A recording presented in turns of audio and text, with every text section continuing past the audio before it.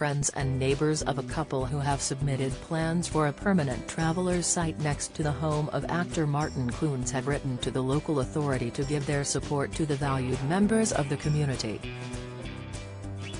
The Doc Martin star and other villagers close to his home in Beaminster, Dorset, are objecting to the plans by Theo Langton and Ruth McGill. The couple, who have lived in a 45 feet by 16 feet mobile home on land they own at Miri for 25 years, have applied for planning permission to continue living there permanently. Men behaving badly star Clunes, 61, and his wife Philippa have lodged an objection to the plans along with several neighbors. They say the proposals would intensify the existing traveler's site and affect an area of outstanding natural beauty, AONB. Dylan Mulvaney having sleepless nights after Bud Light backlash and transphobic abuse. They also object to the lack of amenities on the site such as electricity, water and sewage. Planning officers at Dorset Council have recommended to the Area Planning Committee to grant approval, but the case was pulled from the agenda last month after a last-minute letter from Clunes' lawyers.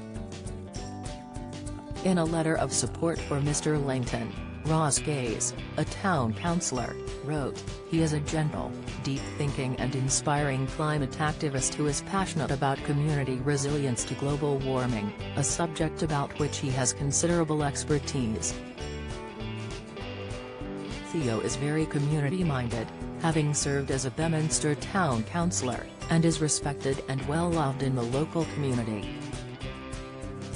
Paula Tuff, director of community group The Prout Bridge Project, wrote, "They have been valued members of our community for years and have been pro-environmentally active. Their children have attended our youth club, and it saddens us greatly that at times of hardship anyone would consider making a family homeless or question their right to have family members visit their home." Local resident Caroline Emmett wrote, "I have walked past their dwelling on many occasions and it doesn't impinge on the local area. They are responsible, low-impact inhabitants of their land. I wholeheartedly support their application, as I think they and their children are an asset to Beaminster."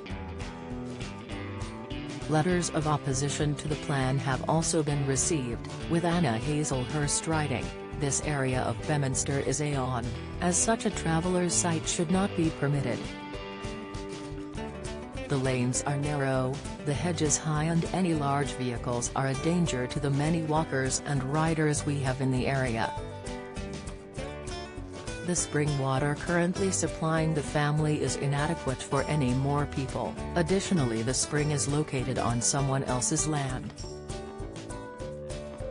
Don't miss. Stephen Tompkinson found not guilty of attacking drunk man outside his home. Latest 22 kids and counting star Millie Radford announces pregnancy with sweet ultrasound clip, video. There is no management of sewage, but with several streams running down through Beaminster and onto Bridport, I feel there is a serious risk of water contamination. The letter submitted to the council by Clunes solicitors, Kitson Trotman, said the applicants do not fit within the definition of travellers, and approving the plans for the permanent site would set a harmful precedent. Planning officers at the council have previously recommended the plans are approved, saying, "Given the ongoing policy and research background of lack of available site options, coupled with the minimal visual impact on the area of outstanding natural beauty, it is considered that the use of this site as a permanent base for this traveller family is acceptable. It is considered that the scheme is also acceptable in residential amenity terms. The development would also be acceptable in terms of highway safety issues." A date has not been published for the case to be considered again by the Planning Committee.